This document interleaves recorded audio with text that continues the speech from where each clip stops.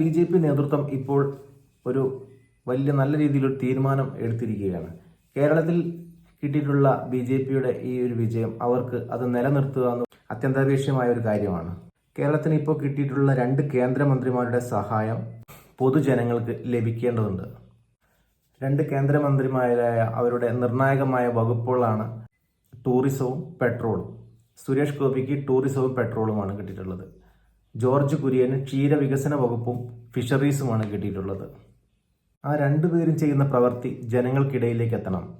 അതിൽ ഒരു പ്രധാനപ്പെട്ട കാര്യം എന്ന് പറയുന്നത് മന്ത്രിമാരെ കണ്ട് നിവേദനം കൊടുക്കുക എന്ന് പറയുന്നത് സാധാരണ ജനങ്ങളുടെ ഒരു ശീലമാണ്.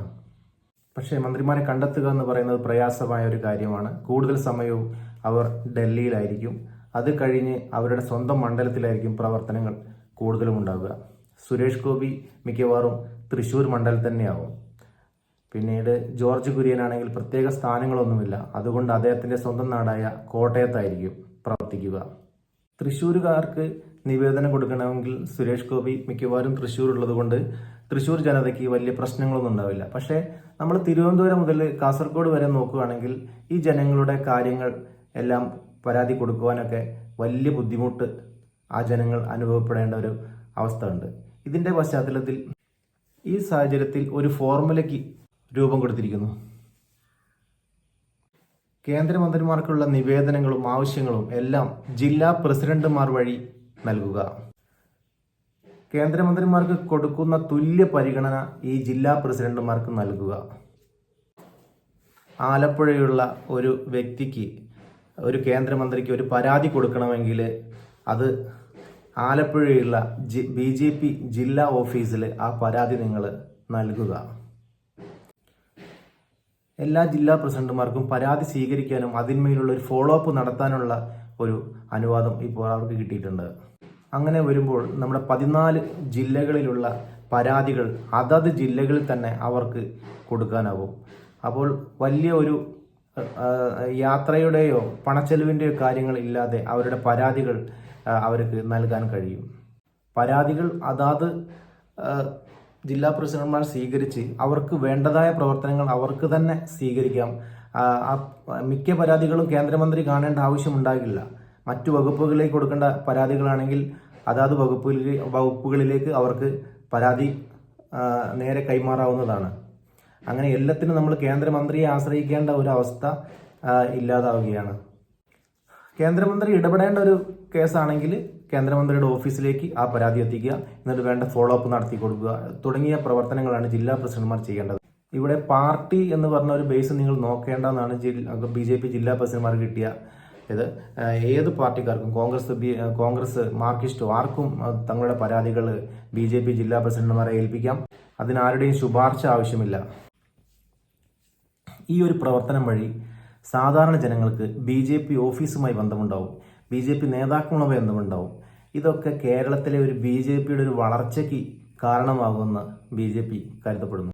കേന്ദ്രമന്ത്രിമാർ കൊണ്ടുവരുന്ന പദ്ധതികൾ BJP നേതാക്കളുമായിട്ട് സംസാരിച്ച് അത് സംസ്ഥാന നേതൃത്വവുമായിട്ടും സഹകരിച്ച് പ്രവർത്തിക്കുകയാണെങ്കിൽ കോൺഗ്രസ്സുകാർക്കും BJPക്കാർക്കും കോൺഗ്രസ്സുകാർക്കും കമ്മ്യൂണിസ്റ്റുകാർക്കും BJP നേതാക്കളുമായും BJP നേതൃത്വമായും ഒക്കെ ബന്ധപ്പെടേണ്ട ഒരു സാഹചര്യം നിലവിൽ വരികയും BJP ഒരു ഒഴിവാക്കാൻ പറ്റാത്ത ഒരു പാർട്ടിയായി കേരളത്തിൽ മാറുമെന്നും കരുതുന്നു.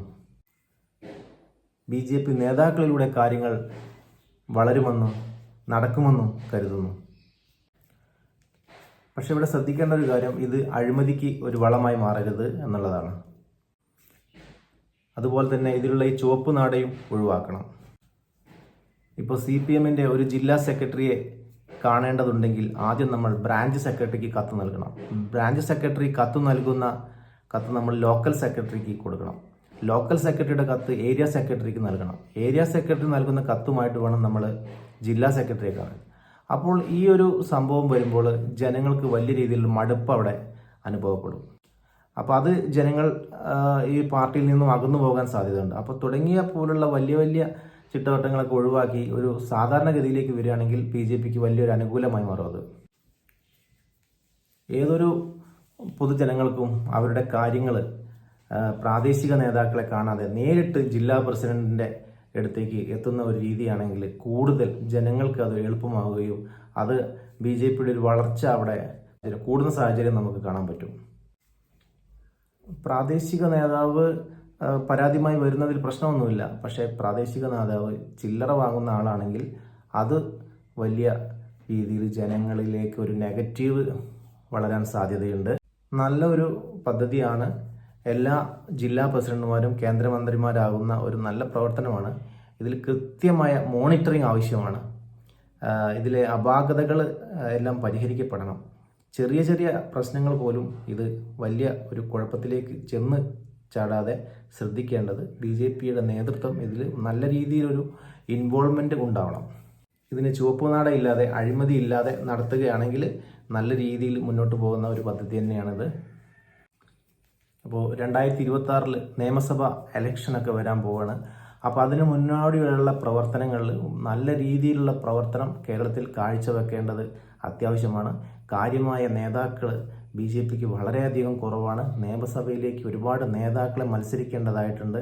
എന്നാൽ സുരേഷ് ഗോപി, കേന്ദ്രമന്ത്രിമാരായ ജോർജ് കുര്യൻ, അതുമാതിരി രാജീവ് ചന്ദ്രശേഖരൻ, ശോഭാ സുരേന്ദ്രൻ തുടങ്ങിയ വിരലെണ്ണാവുന്ന സ്ഥാനാർത്ഥികളാണ് BJPക്ക് ഉള്ളത്.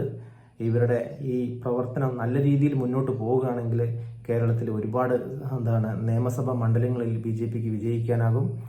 ജനങ്ങളുടെ പ്രവർത്തനങ്ങളിൽ കൂടുതലായിട്ട് ഇടപെടുക, ഇങ്ങനെയുള്ള പ്രവർത്തികൾ ചെയ്ത് മുന്നോട്ട് പോവുകയാണെങ്കിൽ നല്ല രീതിയിലുള്ള ഒരു വിജയം BJPക്ക് നിലനിർത്താൻ പറ്റുമെന്ന് കരുതപ്പെടുന്നു.